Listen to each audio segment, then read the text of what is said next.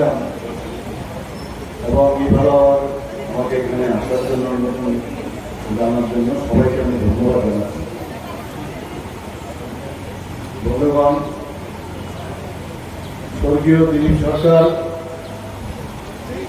মহোদয়ের নাম আমার মনে হয় ত্রিপুরা এমন কোনো ব্যক্তি নেই যারা ওনার নাম শুনি। একটু আগে ওনার ছোট বোন এবং মাননীয় বিধায়িকা বলেছেন যে উনি গর্ববোধ করেন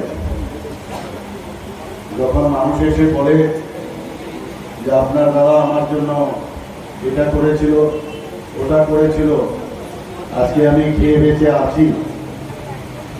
এটা শুধু ওনার বোনের গর্বের বিষয় না, আমাদেরও গর্বের বিষয়। জননেতা বলতে যা যা একটা গুণাবলীর দরকার সেইগুলো ওনার মধ্যে ছিল, আমরা সেটা জানি। আমরা অনেক সময় পার্টিতে আমরা অনেক ধরনের নিয়মাবলী আছে, আমাদের সেগুলো ফলো করতে হয়, যে সংগঠন কিভাবে করতে হয় ইত্যাদি আমাদের একটা ধাঁচা আছে, সেই ধাঁচা আমরা মেনে চলি। কিন্তু আমাদের যে দিলীপ বাবু উনি সংগঠনের বাইরে গিয়েও একটা আলাদা পরিচিতি ছিল এবং উনি ওনার মতো করে সংগঠন এখানে সাজিয়েছিল, বিশেষ করে বাংলাঘাট এলাকায়। এবং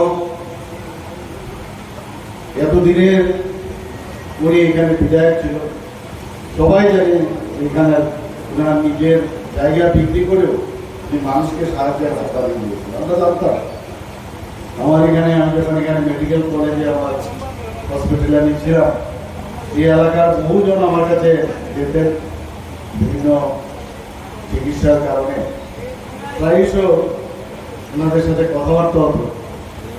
আমি প্রত্যক্ষভাবে রাজনীতির সাথে তখন জড়িত ছিলাম না, কিন্তু কথাবার্তা বলতাম।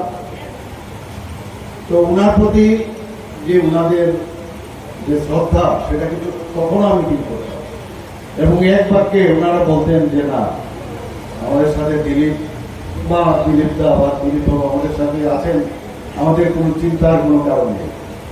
এবং দিলীপ বাবু এমন এক ব্যক্তি, সেখানে যে কোনো পার্টির থেকে উনি এখানে দাঁড়িয়েছেন, সেই পার্টিতে উনি জয়ী হয়েছেন।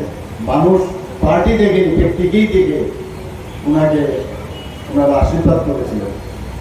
আমরা সেই ওনার যে আজকে প্রয়াণ দিবস, ওনাকে ওনার যেসব কাজ এখানে এখনো অনেক কাজ বাকি রয়েছে, তো সেই কাজগুলো ওনার যে স্বপ্ন, সেই স্বপ্নগুলো যাতে পূরণ হয় তার জন্যই আবার আমাদের মাঝে ওনার এই ছোট বোন, আমাদের সবার আদরের ওনাকে যারা আমরা সবাই ভালোবাসি, আদর করি, স্নেহ করি, আমাদের মাননীয় বিধায়িকা মীনারানী সরকার সেই কাজটা করে আমি আশা করি।